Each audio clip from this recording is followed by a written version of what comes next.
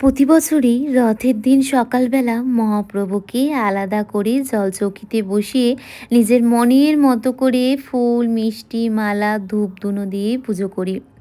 এই ছোট্ট সুন্দর মহাপ্রভুটা দিয়েছিল দিদি আমাকে। খুব ইচ্ছে করে জানো তো, মন্দিরে স্থাপিত করে প্রত্যেক দিন ধূপ ধুনো দিয়ে পুজো করি। তবে আরেকদিকে ভীষণ ভয়ও লাগে। এখন হয়তো পারছি, পরে যদি সময়ের অভাবে বা অন্য কিছুর জন্য পুজো করতে না পারি, তখন আরেক মুশকিল।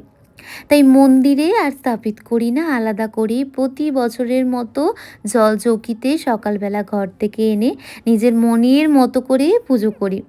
সন্ধেবেলা সন্ধে দেওয়ার পর আবার গঙ্গা জল ছিটিয়ে পরিষ্কার করে তুলে রাখবো। আর এই রথ মানেই তো সেই ছোট্টবেলার রথের মেলা, পাঁপড় ভাজা, জিলেপি, খাজা এগুলো। কিন্তু এখন আর ওইগুলো কোথায় বলো? ঠাকুরকে দিয়েছিলাম জিলেপি, খাজা, সন্দেশ, লাড্ডু। আর এইদিকে আমাদের লাঞ্চে ছিল আজকে ঝাল ঝাল চিকেন কষা আর পোলাও। আর আমি লাঞ্চ করার সময় গরম গরম মাইক্রোওয়েভে পাঁপড় ভেজে নিয়েছিলাম। ওই বলতে পারো দুধের স্বাদ ঘোলে মেটানোর মতো আর কি। এইভাবেই রথের দিনটা সকাল থেকে দুপুর অবধি কেটে গেল। তার মধ্যে ছিল আবার বৃহস্পতিবার। তোমাদের রথের দিনটা কি কি করে কাটলো, কি কিভাবে কাটালে অবশ্যই জানিও। চলো এখন আসি। জয় জগন্নাথ।